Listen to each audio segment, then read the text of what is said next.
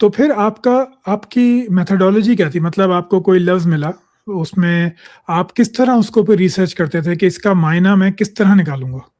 جی بالکل، بہت اچھا سوال ہے. فار ایگزامپل یوم کا ورڈ ہے ہمارے قرآن شریف میں. یوم کا لفظ جو ہے وہ اکثر لوگ اس کو ڈیز لیتے ہیں، انگلش میں ڈیز، دن، جبکہ میں نے اس کو دیکھا کہ وہ ایونز میں بھی اس کا ترجمہ ملتا ہے، اس کا جو ترجمہ ہے وہ پیریڈز میں بھی ملتا ہے.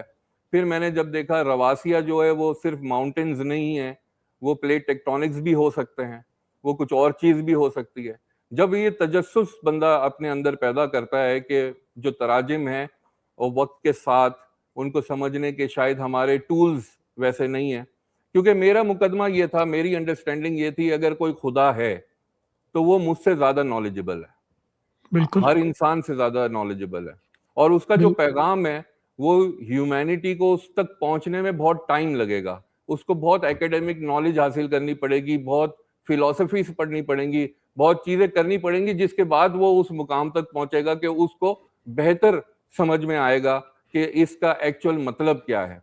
تو میں چونکہ سائنس اسٹوڈنٹ تھا تو میں نے دیکھا کہ جو پلینٹس کا ذکر ہے یا کوئی ارتھ کا ذکر ہے قرآن کے اندر تو وہ ملتا ہے، اور نارملی لوگوں کو، عوام کو وہ چیز نہیں ملتی. عوام دوسری چکروں میں پڑی ہوئی ہے، دوسری باتوں میں جو ہے اس کا انٹرسٹ ہوتا ہے.